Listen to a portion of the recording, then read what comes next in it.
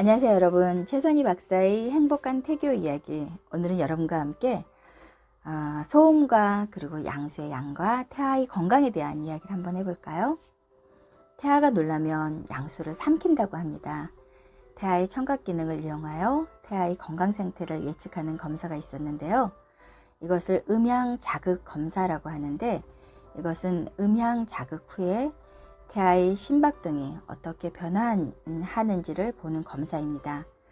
그런데 이러한 검사는 양수가 적은 산모들, 즉 양수 과소증인 산모들에게는 주의해야 하는 검사라고 합니다.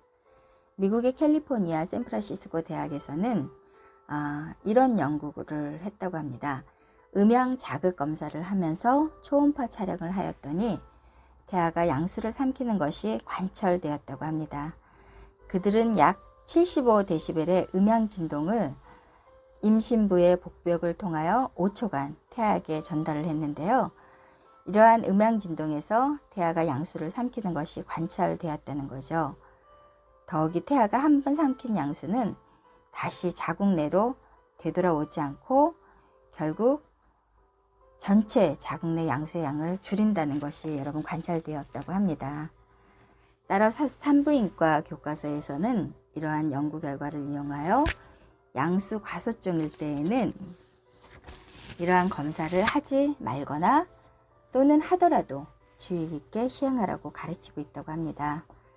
양수는 태아 발달의 근본이 되는데요.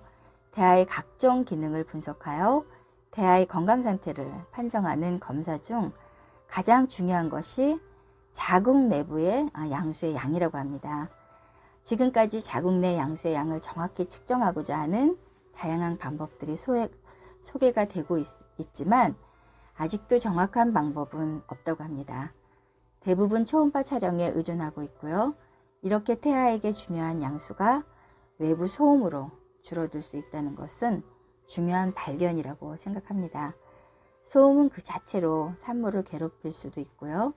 만성 스트레스를 만들어 2차적인 태아를 괴롭히는 일을 할 수도 있다는 거죠. 만성 스트레스에 시달리는 산모들은 대부분 저체중아를 낳는다고 보고되어 있다고 합니다. 저체중아뿐만 아니라 각종의 고위험 임신이 발생되는데요. 임신 중독증, 유산 및 조산이 그것이라고 합니다. 이렇게 고위험성 임신이 증가하는 이유는 양수의 양과 밀접한 관계가 있는데요. 현 단계에서는 산모의 스트레스는 우선 양수의 양을 줄이고 그 다음에는 태아의 발육을 방해하는 것으로 나타났다고 합니다. 또한 양수가 적어질수록 외부 소음에 대해서 자궁 내 양수에 의한 보호 효과도 감소되기 때문에 더욱이 외부에서 큰 소리를 내면 안 되는 것이죠.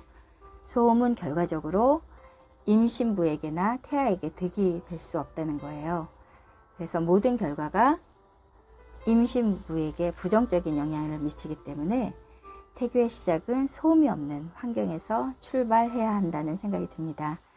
그래서 여러분, 임산부는 시끄러운 곳 그리고 불편한 곳 이런 것은 가지 않는 게 굉장히 좋은데요.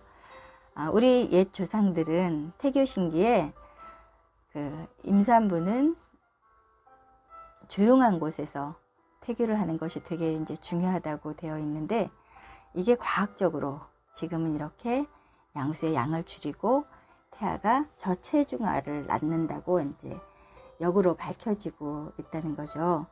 그래서 우리가 조용한 환경 속에서 그리고 마음을 편안하게 하는 거, 이런 것들이 태교에 많은 영향을 준다는 겁니다. 오늘 여러분 어떤 환경 속에서 여러분과 태아가 있었나요?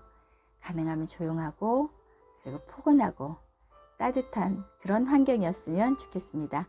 여러분 안녕히 계세요.